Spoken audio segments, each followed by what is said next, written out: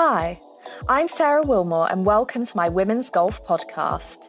In each episode, I will be interviewing a different woman from the golf industry, delving into their careers. I will explore how women have broken down barriers and reveal the untold stories of our sport. So today's guest is professional golfer Inci Mehmet. So far, Inci has made 30 appearances on the Ladies European Tour since turning professional in 2017. Many of you will also be familiar with Inci as a regular analyst and pundit on Sky Sports Golf. Hi Inci, how are you? Yeah, good, thank you. Thank you for having me. Oh no, it's a pleasure. I'm really excited you could join me. Welcome to the Women's Golf podcast, and also thank you for joining me for the International Women's Day special. Yeah, absolutely. No, I'm very excited. I think there's lots of cool things that we could talk about. So how have the last few weeks been for you? Obviously, we've been in lockdown. What have you been up to? I think this is the kind of the time where I'm very grateful to be a professional sports person. At the same time, I want to be careful about what I say because obviously it's a very difficult time for so many people. But in my kind of circumstance, I guess, I have been able to practice Monday to Friday because professional athletes are allowed to still train and compete if they can. So it's under the club's discretion, and my club's been very generous in allowing me to practice still and, you know, help me stay sharp and be on top of my game. And at the same time, I've also had access to a gym facility. So of course, everything's very COVID safe there. And I've been able to work out as well. So, you know, I consider myself extremely lucky to still be able to practice, work on my game, be ready for my first tournament in May, and also, you know, stay sharp in the gym and get strong. Because, you know, if we go back to a year, it was very much like the unknown territory. We were all like completely locked in our homes. And, you know, I'm someone who can't really sit still. I literally had no idea what to do. I think now we've got a roadmap to hopefully freedom. You know, we've got those 4 stages laid out. I think just having that kind of optimistic future has been a great help for so many people. I think previously people have really struggled with the unknown, not having a plan or kind of, I guess, much information on what all this is. It's such a new thing for so many people, and so many people have had to adapt accordingly. So, you know, I do consider myself very lucky. I just cannot wait for May, which is the very first event in the Ladies European Tour season. Yeah, you must be really excited about that. What do you think the impact of COVID has been on women's golf, and what the impact could be leading into the season? I think COVID for so many people, you know, I would definitely say that there's been pros and cons to it. I think the cons are fairly obvious, but if we look at, you know, how it's maybe helped some people, and I can only speak for myself, it's probably made me realize, you know, what I took for granted before, you know, being able to walk 18 holes and practice and, you know, shake my opponent's hands, you know, travel freely and, you know, not have to do all these tests. So it's kind of allowed me to take a step back and review and look at anything. Sometimes thinking too much isn't a good thing either. And I think this has been a time where, you know, I've been catching up with a few of my girlfriends from school, for example. We've been talking about how it's given us too much time to think, which probably isn't a good thing. The way we process information and reflect on things now during a COVID period is very different to when we have that sense of freedom. So, you know, I think the positive things is that, you know, things feel as though it's slowed down a bit. They're gradually speeding up because, you know, hopefully, well, we're moving in the right direction and hopefully we're staying there. And it's also kind of given me, I guess, reassurance, because I feel as though the community of golf specifically, obviously that's the industry that I'm involved with, has got stronger. Rick Shields has been walking 18 holes every day for a month, I think, and has been raising money for Mind, a brilliant charity. You've got people doing Instagram lives and having really open conversations. This pandemic has really brought out other things that we've never really done before. And to an extent, I feel as though it's kind of strengthened our community.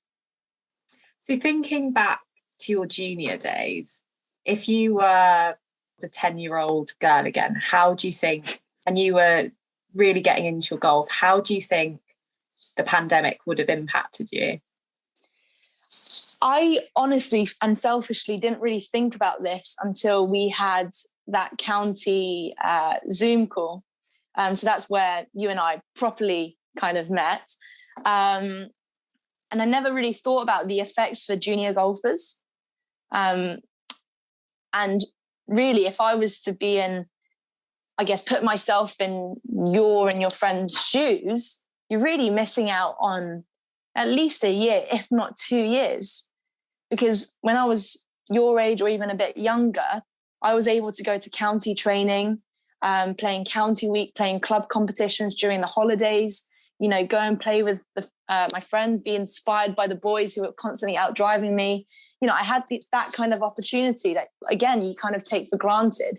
So I never really thought about the effects that this pandemic has had and has to junior golfers. And it's actually really quite sad because it's time that you can't take away. And in that time, golf itself is a difficult sport to introduce to people that have maybe never played the sport. But the more difficult thing, the challenging thing, is to actually keep them in the sport. And this pandemic is really going to do them kind of no favors because it's so difficult to, stay motivated as a junior. I think if you've got nothing to kind of look forward to, there's only so much we can do indoors. So, if I was being brutally honest, I'd really feel for the juniors. And that's another reason why I really applaud you, Sarah, because, this podcast is brand new and I think you've done amazingly well so far. You're still so young, but you're really kind of getting stuck in there with this industry that you're clearly passionate about. And no, I think you're doing a great job. And I think so many girls your age should be looking at you and going, kudos. So, oh, thank you. Yeah. So it's, no, honestly, I wouldn't say that otherwise. So no, I selfishly didn't realize the effects that this pandemic has had to junior golfers. And I just only hope that, the role models that we have in the game have maybe hopefully encourage them in some sense to keep going and not completely give up. So I guess time will tell. And like I said, I'm just very grateful that we're going forward, in the right direction. Yeah, absolutely. Well, we saw last year that following the first lockdown, there was a huge influx of people getting into golf. But obviously since then, we've had 2 more lockdowns, which isn't ideal. And I play in quite a few of the women's amateur events, and a lot of those for, obviously March, April, May have already been cancelled for this year, and they were cancelled last year as well. So I do think the knock-on effect could be quite large potentially. But I don't know, you said, Inci, we met the first time on that call. I don't know if you remember when I was about 11, so I think you would have been probably about 14 or 15 at the time. Oh gosh. It was my very first Surrey event, and it was at Chobham, the Surrey Girls Spring meeting. No, the summer meeting. And it was one where I think you'd done a medal in the morning, and I did a very high handicap Stableford. Right. 37, I think you were off 5, and we got paired together for the foursomes in the afternoon. How does that work? I remember feeling at the time, I think you were a bit like, how have I ended up playing with a 37 handicapper when I Don't say that. But you were so lovely. You were so encouraging. And Shannon Flynn was there as well. She was in the other pair that we played with. And yeah, you were both just so lovely to me. And it was so nice. Well, good. Well, Shannon Flynn is one of my long-time friends, and we met through Surrey Golf. And in fact, I know quite a few of my friends from the golfing world are through county golf.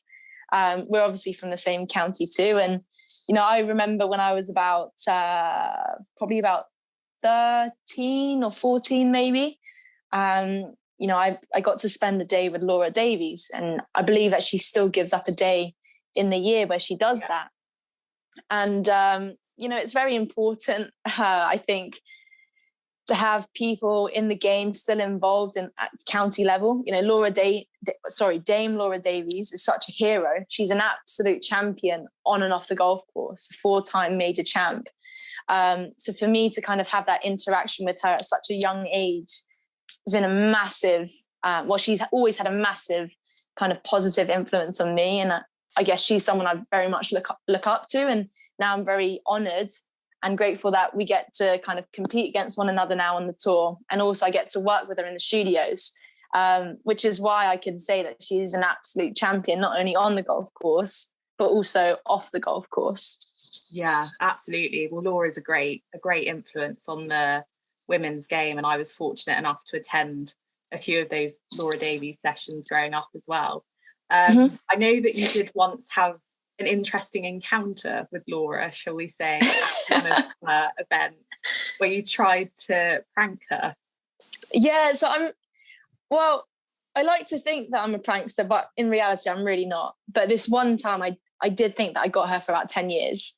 One of my friends from school, we went to the same primary and secondary school together, bought me an explosive golf ball for Christmas because she knew that I played golf and she clearly didn't know anything else, but to get me an explosive golf ball. So I gracefully and gratefully received it, put it in my cupboard for about 2-3 years. And so when I found out that I was going to play with Laura Davies on this day, I thought it was a perfect opportunity to take that ball out of the cupboard and go to the pro shop and try and draw the Shrixon logo using the Sharpie pens because she was sponsored by Shrixon at the time.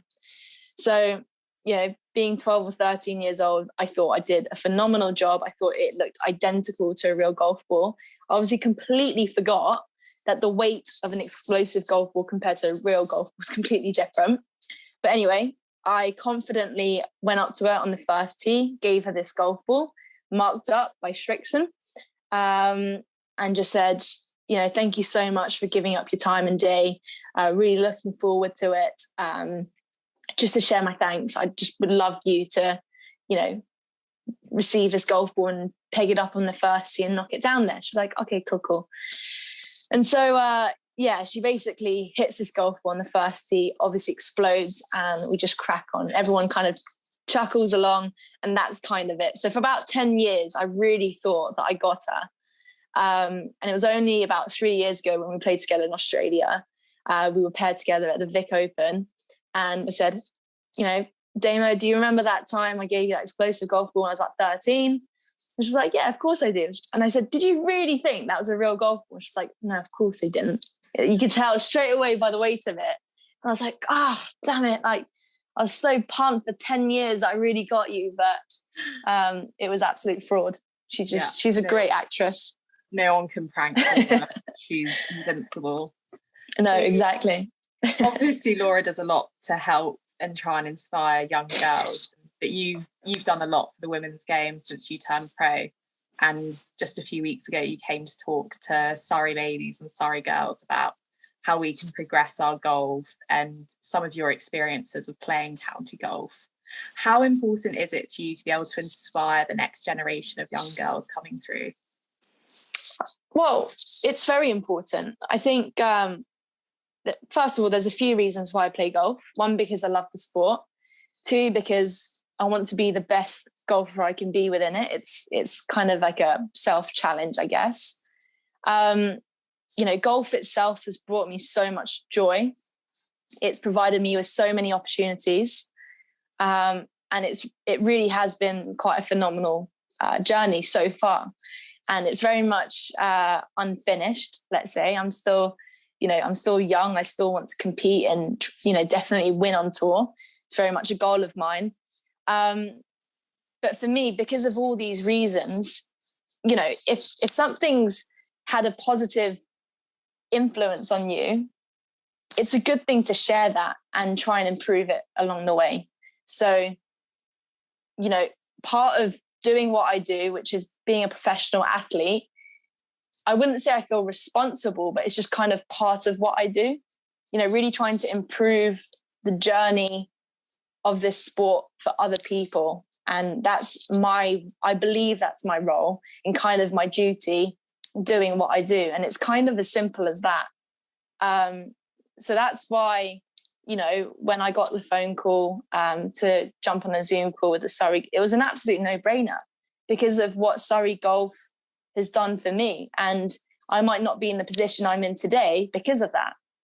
So for me, I guess it's a way of giving back, but very much hoping that it helps other people in similar positions to me as well along the way. So that journey, that process is very important. I'm an only child, and my mum brought me up, so I've got a single parent. And so it was extremely difficult because golf still is quite an expensive sport. And so if it wasn't for that support and the programs around me, I genuinely don't think that I'd be able to enjoy everything that I've enjoyed so far and have these opportunities in front of me. So that's why it's so important to do, I guess, what we as sports people kind of do to grow the game for the next generation. So you mentioned your mum there.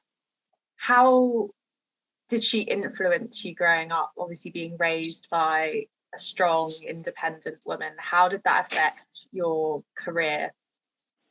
Yeah, so I'll try and keep this golf specific, but I'm the only person in my family that plays golf. So, well, first of all, I got into golf because mum was busy working and she wanted to keep me busy. So I played every single sport under the sun and also played 4 instruments along the way. And mum was very much in support of basically encouraging me to do what I love. And one of them was golf. So I'm just trying to think like how to describe it really. So just to keep it kind of short, my mum's the youngest of 8. Both her parents passed away when she was like 13 and 14 years old. So I never met my grandparents. And so for her to have been in the position that she was in when she was bringing me up on her own is quite an inspirational thing on its own. So she's very much a role model for me because, you also learn things more about your parents' journey the older you get. And I just can't imagine going through that and to not, blow my own trumpet. I think she's done a fairly good job, if we take the kind of circumstances. And so, mum's never, ever pushed me, which arguably is not very common in Korean mothers. They're known to be very pushy and kind of forceful. But my mum was never pushy. She was always super supportive. I remember her giving me a £20 note every weekend, basically. And I'd spend 18 or 19 pounds of it on golf balls and £1 on toasted tea cakes while she was working all day. So, it's kind of as simple as that. Mum's always been incredibly supportive. She'd always encourage me to try and spend more time with my friends and maybe have a rest and take a break and do this and that, but I just wasn't having it. So she just supported me throughout. Oh, that's so lovely. So what do you think, you talked about the women's game and trying to use your platform to grow the women's game. What do you think needs to happen to achieve that, to try and achieve some sort of equality between the Ladies European Tour and the European Tour? It's a tricky one because as a female golfer, it's firstly extremely frustrating to see the significant difference in, let's just start off with prize fund, for example, between the men's and ladies tours, because essentially, if it's our jobs, we're going to put in the same number of hours and effort and make the same sacrifices, if not more, because of our kind of scarce opportunities in comparison. And yet, I believe as professional sports people, we're significantly kind of underpaid unless you're really in that kind of top 5 10%. So from an opportunity standpoint, we're starting from behind, I feel. And that's not to say that we're not moving in the right direction, but it is incredibly frustrating. Do I think that the women's game, like golf game, will ever match the men's? I'm not sure. I would love to say yes, but I'm not sure. I would love to see it kind of maybe replicate what the tennis does. So from what I know, the women get paid equal prize fund in the majors only, which I guess is another step in the right direction. So maybe we could introduce that to golf. If I was to talk about the Ladies European Tour schedule specifically, yeah, there's loads of positive things. We're really moving in the right direction.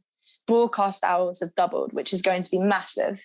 Aramco are sponsoring a new series, which is going to be hosted at 4 different countries: New York, Singapore, London, and Saudi Arabia. We've got new events hosted by Annika and Henrik Stenson, which is for equal prize money. And recently there's another announcement of the ISPS teamed up with Modest Management, which is, of course, ran by Niall Horan. So, you know, influences like that will have a massive and positive effect, I believe, to our tour. So I don't want to put a downer on this kind of topic. I very much do feel as though it's moving in the right direction, but I still strongly believe that it's a million miles behind, and it's extremely frustrating as a female sports person, a golfer specifically, obviously, to be putting in the same number of hours, but really not getting the same rewards. And I do believe that the women put more time and effort into giving back and engaging with members and stuff like that. And a lot of members do say, let's say your average Joe that plays at a golf club, it's much more relatable for them to watch us play golf if we take swing speed into account, for example. What we do on the golf course is much more similar to the members at home watching. Whereas what the guys do on the PGA Tour, they're like magicians. The chances of a member replicating that is pretty slim, but it's absolutely admirable to watch. So I'm not, downing the PGA Tour at all. I love watching the PGA Tour golf, but I just feel as though, there's a lot more that we can really take from watching the women's golf. And it's got to start off with upping the broadcast hours, which thankfully is happening this year. Yeah, that's certainly a positive step. And like you, I enjoy watching PGA Tour, European Tour, ladies golf, all of it. And I'm very excited to see the World Invitational in July, where we're going to see separate men's and women's tournaments, each with 144 players competing, so 144 men and women for equal prize money. And yeah, like tennis, it feels like that's moving in the right direction. It's also been sanctioned by the European Tour, LET and LPGA. So hopefully we can see some more progress this year like we saw last year. Yeah, it's cool. It's a tri-sanction event. It's going to be a pretty new thing for a lot of us. So I played in this event back in August, I think 2019. You're talking about the ISPS, aren't you? Galgorm Castle. It's a brilliant venue. It's so much fun to be able to kind of practice and warm up alongside the guys, see how they do it as well. And it's super casual too. I've played in, I won't name this event, but I played this event where they claim it to be a co-sanctioned event. But yes, it's the same golf club, but you're playing 2 separate golf courses for 2 separate prize funds. So you can't say that we're moving in the right direction when we're playing for a third of their prize fund at a different golf course. It kind of is doing the opposite, in my opinion. So for ISPS to be supporting an equal prize fund at the same venue is a very, very cool thing. And I really think what Niall Horan is doing is going to be awesome, because if he can kind of engage 1 or 2% of his following, which is, I don't know what his total following is if you add the Instagram and Twitter followers, but it is a silly number. Yeah. If he manages to kind of convert 1 to 2% of his followers, which are probably predominantly young women, it's going to be a great thing for the game as well. So I think he recognises that. And so I'm very excited by, what we've got to look forward to. Absolutely. I mean, you mentioned there about playing on different courses. Obviously, the tournament that Modest Golf is organising is going to be on the same golf course for equal prize money, but it will still be a separate men's and women's tournament. Do you think, would you ever like to see a tournament where it is the same venue, the same prize money, but rather than having two separate tournaments, you are going head to head with the men? Yeah, they've tried that before. And the problem with that is that there are just so many complaints. You can't please everyone. So people will have a problem with the positioning of the tees, for example. And the way that the men play golf and hit the ball is very different to the women. Therefore, the club that they're coming in with is a different kind of spin rate and it'll react differently. So therefore, we're kind of playing two different games anyway. So I think I prefer same venue, same golf course, equal prize money, but two separate purses versus all of us playing for one prize. Only because I just think it's so difficult to please everyone and get it completely right. So I think this is kind of the easier option. And if we look at all the other sports, that doesn't really happen either, unless it's, I'll take tennis, for example, unless it's like a doubles game, you've got one man and one woman. I don't think you can quite do the same in golf. No. On the main tours anyway. I would highly encourage it in amateur events maybe, because I just think it's a much more kind of social and fun way to integrate. But I think from a professional standpoint, I think I prefer the idea of same venue, equal prize money, but two separate prize funds, which is what the ISPS is. Yeah. And obviously there are physiological differences between male and female athletes anyway. And I know something interesting that you do, which we did have a laugh and a joke about a few weeks ago, but is actually quite important as a female athlete, is that when you get your course planner for each event, you do actually mark on where the toilets are on the golf courses, because that is something, although it's not taboo, that we do have to think about. Yeah, no, absolutely. Men are very lucky. They can just kind of, go to the side of the rough and just relieve themselves, let's say. Whereas, we have to, when we walk the golf course during the practice rounds, I definitely do this, but I mark out where the toilets are because I need to manage my water intake. I need to make sure that I'm hydrated, but I also don't want to feel as though my bladder is full. So I can't, unleash 100% on the next drive, which may be a par 5 reachable in 2. So it is very important to map these things out. And I definitely do it. I'm sure a lot of the other girls on tour do it too. Yeah, absolutely. I mean, obviously, talking about female bodies can be a taboo subject, but it is an important thing to do. And personally, I find it quite shocking. You don't really see it at amateur events because they are geared up for it. But occasionally you go and play a golf course and they don't have any on-course facilities. Yeah, I remember that. It is so horrible when you play this golf course and they kind of don't even take that into consideration. I really think that's a real problem. We're playing a sport. We're walking, 8 miles. Mm-hmm. We need to drink water. And if you drink water, you'll need to go to the toilet. And they don't even take into consideration that we need portaloos at least dotted around the golf course. Or if not, build them in when you're designing these courses. For me, it's an absolute no-brainer, obviously. But you are right. I've played a number of tournaments back in the day for sure. In amateur events, there weren't any portaloos. And I think the older I've got, the more they started to introduce it. But I remember playing in a amateur tournament. I was representing England at the time. It was in a really, really hot country.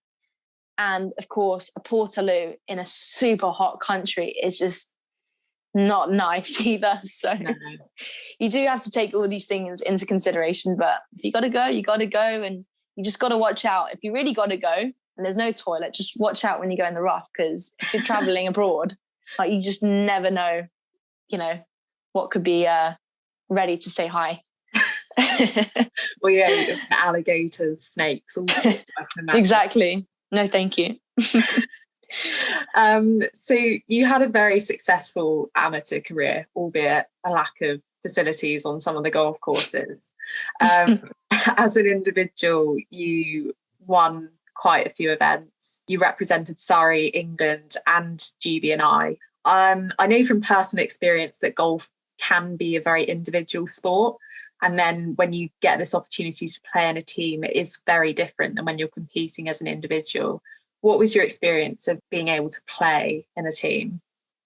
Yeah, I think, because golf is an individual sport, we do spend a lot of time playing and practicing on our own. And personally, I'm very much a people's person. I love the company of, I guess, competition as well. So when I was playing for Surrey or representing my golf club and we got to travel to go to like junior clinics or whatever it was, I never played for GB and I never played in the Curtis Cup, but I was in their training squads. Yeah. There is something special about it because naturally as professional golfers, I guess, we have that competitive edge. So although it's a team environment, we still kind of want to beat each other, but you also learn so much from one another too. So for instance, in this team environment, if I know player A is going to go first, I know they're going first because they're an incredible putter. They're brilliant at dealing with pressure. Therefore, I'm going to be looking out at how they deal with that or how they practice to be mentally and physically prepared for that. So that's what a team environment gives you the opportunity to learn. And also it's an element of fun. It's an element of where we can have dinners together, talk through the courses together because we're on the same team, and just share stories. It's a fun way to play an individual sport. So I've always been a fan of kind of any team environment. So you then, following your amateur career, you turned pro in 2017. What has been your highlight of playing on the LET so far? I think just the kind of opportunities that it's given me. I've not won yet on tour. So I would love to, like I said earlier, my job's very much unfinished. I would love to win at least a European tour event first.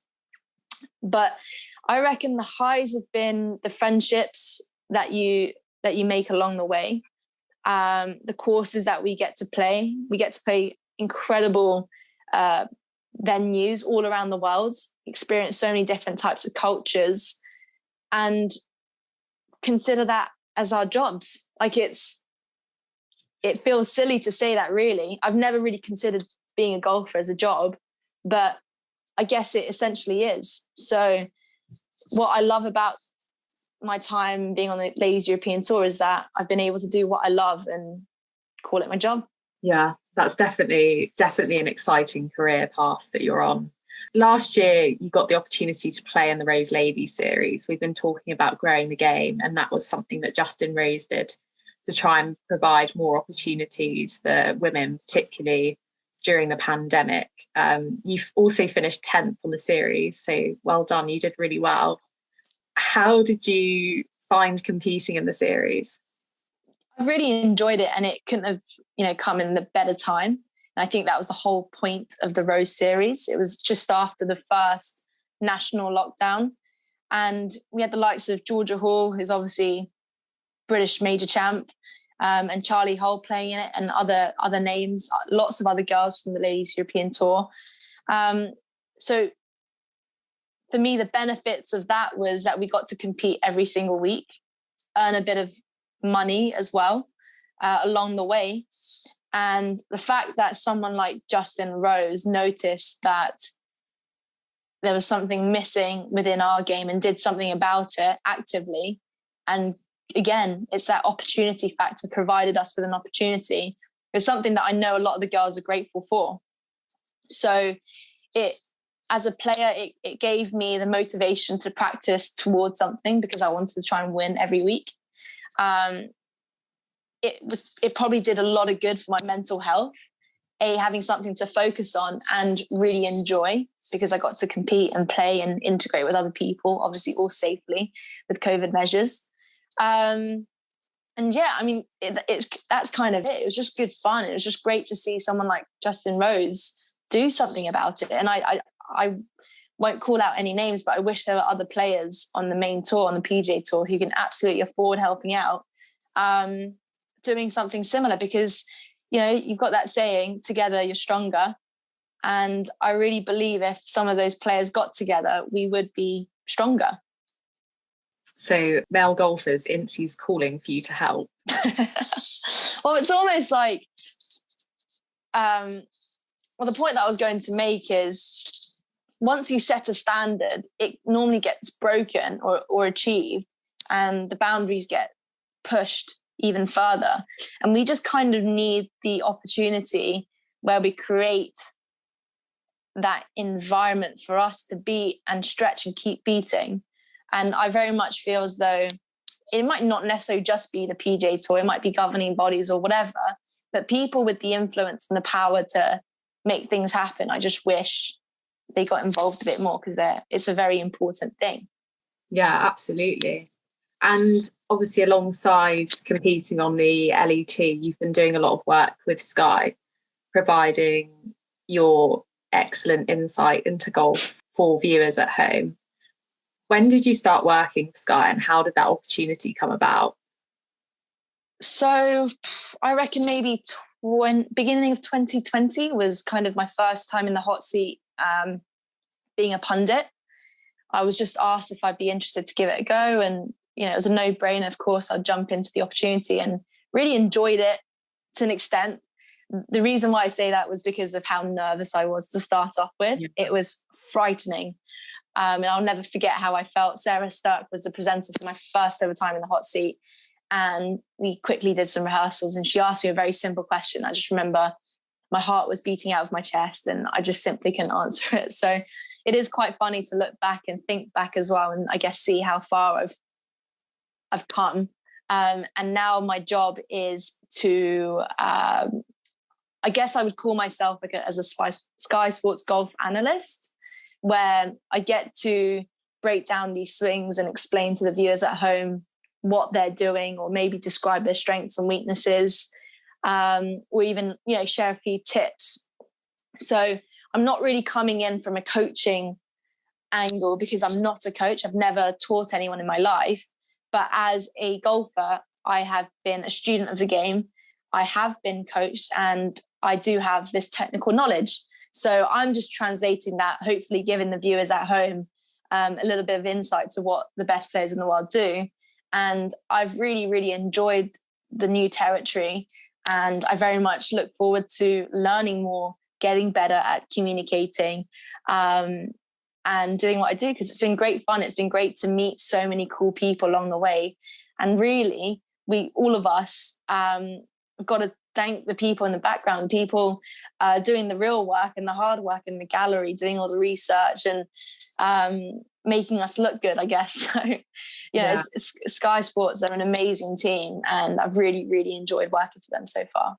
Well, I was fortunate enough to do a bit of work experience at Sky in 2019, and there is this huge crew behind the scenes that are doing all the research and putting in a lot of work. So it's definitely a big operation. How do you intend to balance your playing and punditry commitments moving forwards? Great question. Oh, really? Only because I haven't really answered that myself. I would say I'm very much an all or nothing girl. I've always kind of tried to throw the kitchen sink at it. So getting involved a little bit with media and still trying to, I guess, play full time on the European tour has been a bit of a shock to the system, because it does feel like a bit of a balancing act. I strongly believe the better I do on the golf course, it will help me do better, or I guess do my job better in the studio. So my priority really is still to play to the highest level. So I'm still practicing 5 times a week as a result. In terms of how do I intend on dealing with the balance, I'm just going with the flow for a change. I've always been the type of person who focuses on, the little things and attention to detail, but I'm really trying to go in with the approach of just look at the big picture, just do what you love, crack on, and just give it your best shot at both things, I guess. So and that's kind of it. So I don't really have a plan or a formula on how I balance two things. It does take up a lot of time and energy, but I really cannot complain because it's something I love about. So yeah, it's been really cool and quite fun to be, I guess, balancing these two careers. No, that's really nice to hear, because golf is renowned for, of course, being a rather lengthy sport to play. And I know how much preparation goes into, obviously I'm not on Sky Sports doing punditry, but when you're preparing for interviews, you do have to do your research and make sure that you're prepared. I think sometimes people don't realise how much time and effort goes into these things. So what do you hope to achieve then on tour, perhaps before moving more into a media role? You said that winning a tour event would be ideal. Do you have any ambitions to play Solheim Cup one day? My ambition in golf has always been from day one, when I committed to, I guess, give my everything to the sport, has been to try and be the best golfer I can be. And whether that takes me to becoming world number one or making it into the world 100 or 500, it kind of doesn't really matter. It's kind of this game that we play. It's funny because I'm actually reading a book at the moment about, I think it's called Infinite Games. So finite games are something where it has a start, middle, and ending. So for example, a football match, you've got your allocated players, you've got your set rules, and you play this game and you've got a winner and loser. An infinite game is something where it doesn't really have a start, doesn't really have an ending. You don't really have a winner and you don't really have a loser. And that's, I guess, what I'm seeing this as in terms of it being my journey.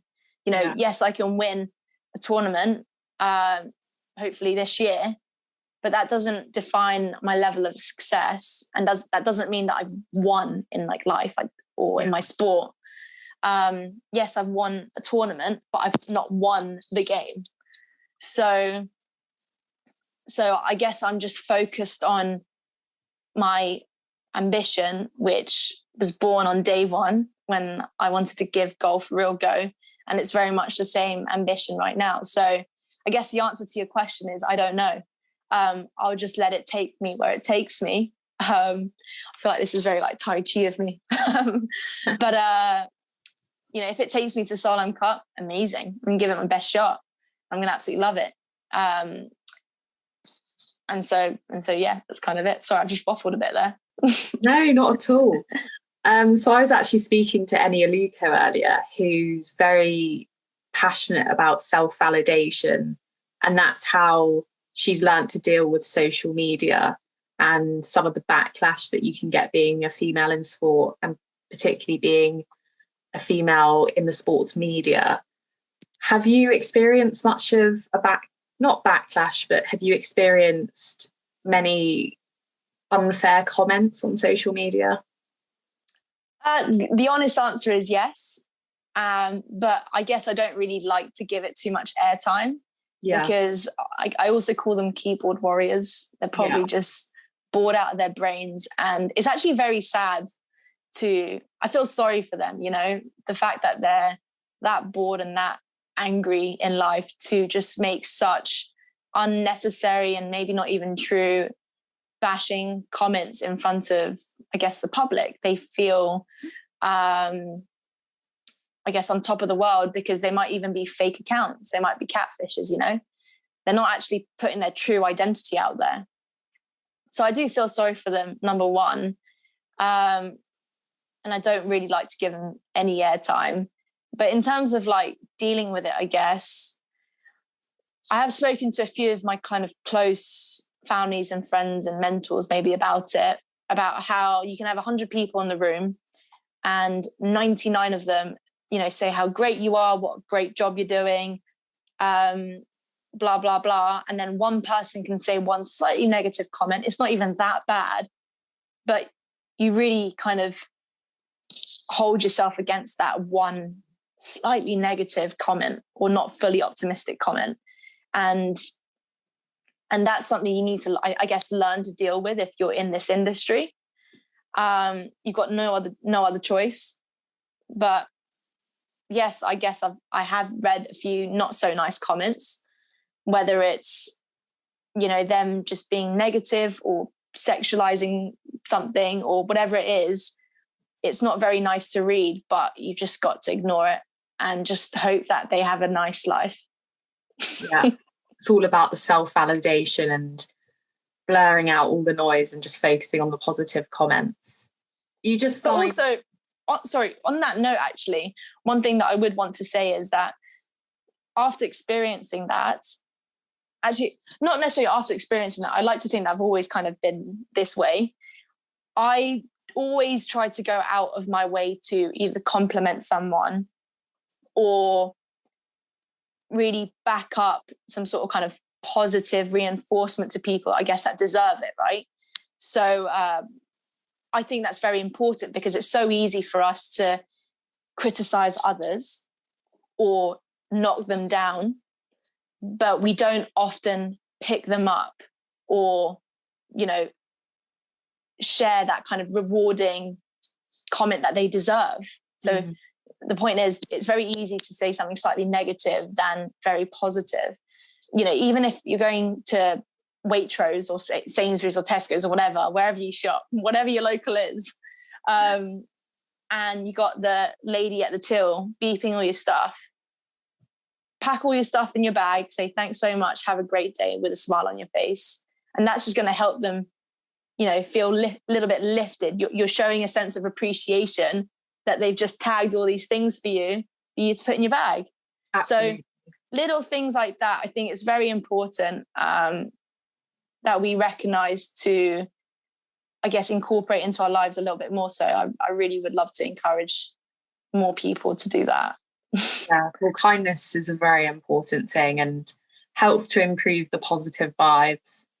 Yeah, so, just be kind. It's not hard, is it? No, it's really not. Some people seem to make a meal of it, though. Yeah, that's true. So you just signed with Puma, who have launched a #SheMoveUs campaign, which obviously is big on social media. What is this campaign about? Yeah, so this campaign was launched on the 1st of March. I think it's Ladies' Month. So it's very cool to be part of that. And they basically support the celebration and inspiration for other women that move together. So championing women to push for a better tomorrow. That's kind of their mantra. So the fact that Puma have recognized that this is an important subject and they're getting very much hands-on with, you know, their athletes, their ambassadors, to make noise and I guess disrupt the industry a little bit is a great thing. And I think it's just getting everyone involved is the main objective. It's important to, I guess, celebrate other women's achievements, increase the visibility, and that's the whole point of this campaign. And it goes back to the importance of that role model thing, of how important it is to have that role model. So that campaign very much highlights all these positive things that we need to celebrate and, like I said, just make more noise over. So it's just kind of all part of creating that opportunity and having something to drive towards and look up to. So as you alluded to, it's International Women's Day on Monday, the 8th of March. So a big month for women and also women in sport. The theme of this year's International Women's Day is Choose to Challenge. What does that mean for you? Choose to challenge. I would say choose to challenge.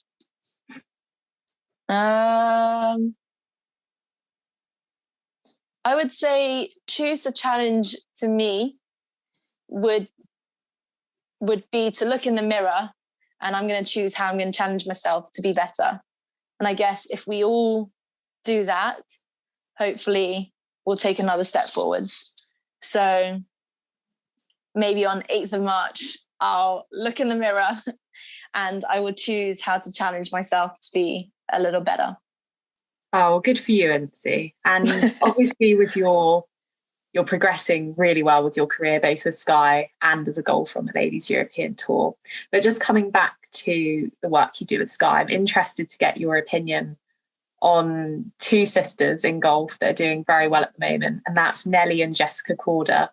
22-year-old Nelly just won her 4th LPGA Tour title, and sister Jessica won the week before. What do you think are the chances are that we're witnessing the Calders who could potentially become the Williams sisters of golf?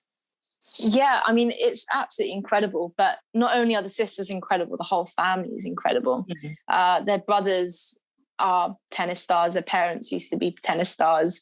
Obviously, the Calder sisters are golfing stars and actually still play a bit of tennis. So the whole Calder family itself are quite incredible. I've seen Nelly play in a Ladies European Tour event. I think that was in Spain. And the way that she hits the golf ball is effortless. She has that power. She's quite tall as well. They're both quite tall, in fact. And they're technically extremely sound. So, their badge, the game of golf is about, not necessarily about how good is your good, but more how good is your bad. So their consistency is pretty phenomenal. They grew up in the Florida area on Bermuda grass. They've got great touch and feel around the greens. I think they're mentally incredibly strong. And I think it very much kind of comes from that championing family and upbringing. But you can't also underestimate, what hard workers they are. They put so much time and effort into really trying to triumph being the best golfers in the world. And at the moment, they're just pretty much unbeatable. I was looking at the leaderboard on day one this week, and you've got Nelly Calder and Jessica Calder up there. So, no, it's great to see. Like, they're great girls from what I've heard. I've not personally met them. But, they're inspiring for me. And I'm sure they're inspiring so many other people, and hopefully lots of young girls as well along the way. Yeah, absolutely. So do you think this is what women's golf needs then? I mean, we saw Annika come through, and we were talking earlier about Dame Laura Davies. Do you think we need two women that are going to be at the forefront of women's golf, inspiring young girls to get involved in the sport? Or would you prefer to see it a bit like what it is in the PGA Tour at the moment, where it could just be a different winner every week? Yeah, I mean, I wouldn't say that the two sisters is exactly what we need. But I do think they're phenomenal role models for us as well. I think in terms of what we need is a better showcasing. So I would actually kind of put it down more onto the media side of things, because a golfer's job is to play golf on the golf course. That's it. And if you look at the best female golfers in the world, they're phenomenal. I think it was Young Kim broke Tiger Woods' record for the most number of consecutive pars, and beat one of the greatest golfers of all time's record. And we didn't really hear an awful lot about it.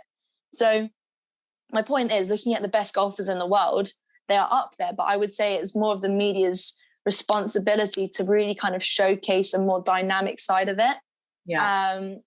And somehow make it more engaging in that front. And again, going back to the relatability of, like, members being able to replicate what the girls do, I think we should try and showcase that a bit more.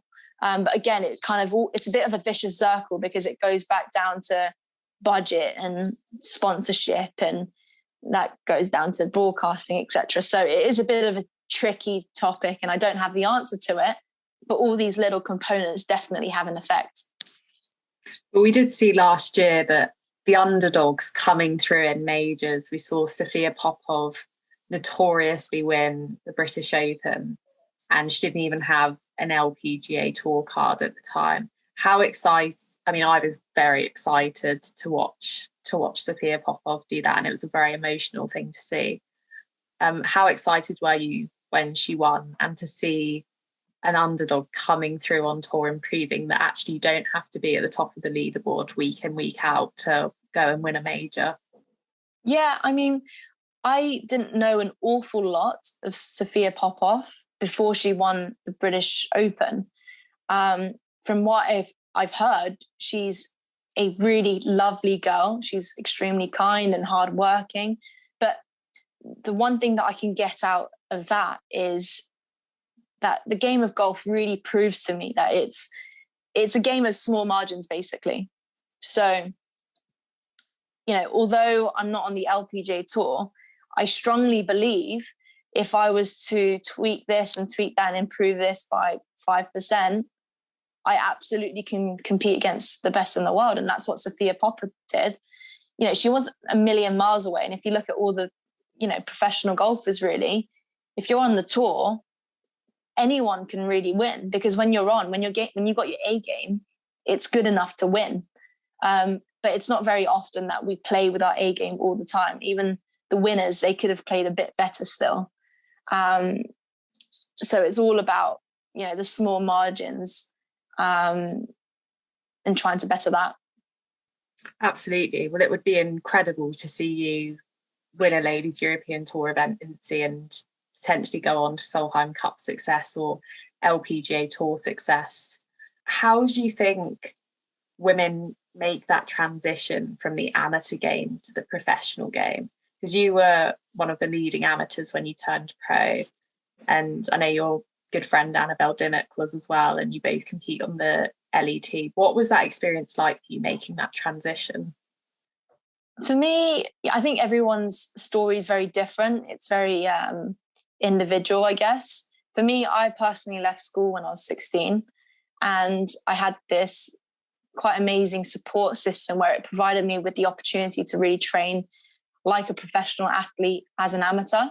And then I decided to just enter tour school, give it my best shot. I prepared, like I said, like a professional golfer as an amateur, went in there with no real expectation, but absolute determination to, finish as well as possible. And that resulted in me, I think, finishing 12th or 14th at tour school, which gave me my full LET status.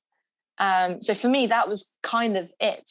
I left school, got given this opportunity, grabbed it with both hands, worked hard, did my absolute best, and I got the result that I wanted, essentially. Yeah. So that was my transition. But my first year on tour was an eye-opener, looking back on it, just because of how my mentality shifted. I started to recognize that I started playing golf for a different reason. When you play golf as an amateur, as a kid, you have that childlike mindset, which is a good thing, by the way, in terms of, not being fearless of failure as a kid. Kids throw themselves at everything. They're extremely curious. So that was my mindset as an amateur. And as soon as I turned professional, that shifted a little bit. So that's why I would say that first year was an eye-opener. But again, it's all kind of part of that journey and that roller coaster that we all ride on. There's some phenomenal talent on the Ladies European Tour, and I hope that it does start to get the recognition that it deserves. I'm going to ask you a question now that I asked Sophie a couple of weeks ago, and that is, who would your dream four-ball be? Do they have to be alive, golfers, anyone, celebrities? You could make it International Women's Day themed. Okay, I like that. I would say number one, I would love to have Dame Laura Davies there, only because I'm a massive fan of her. Like I said, she's a champion on and off the golf course. I would throw a non-golfer in there, maybe, just to spice things up. Big fan of Michelle Obama. I think she seems like good fun. She seems pretty athletic, so I'm sure she'll do all right on the links. And then my third female that I would love to play with on the golf course to complete my dream four-ball. Let's go for... Oh, this is tricky. You really put me on the spot. Do you know what? Just for good fun, I'm going to throw in my friend Ebony Brentford in there. She's a broadcaster now in the cricket world. She's great fun, great girl, really love her energy, works extremely hard at everything she does. So I would that would be my dream four ball, I'd say. Great, thank you. I love that you threw in Michelle Obama in there. I think that's a very interesting round of golf to be had. Well, it's always dangerous to throw a bit of politics in there, but it keeps it interesting, doesn't it? Yeah, absolutely. Well, thank you so much for talking to me today. Who would you like to see on the podcast next? Well, I guess maybe whoever inspires you the most. Get hold of them and try and get you onto your podcast.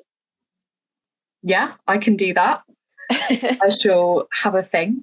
Go on, shout them out. Who would you love to have on your podcast next? Georgia Hall would be a big one. I did get very teary-eyed when she won the British Open. Me too. You're not the only one. That was a big moment for women's golf, definitely. Okay, well, that's cool. Work on Georgia Hall then. Shout out to Georgia Hall. Yeah, Georgia Hall, if you're listening, send me a message. That's it, you tell them.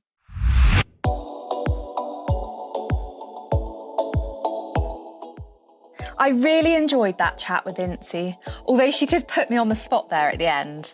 It would be lovely to have Georgia Hall on the Women's Golf Podcast, so Georgia, if you're listening, then reach out to me.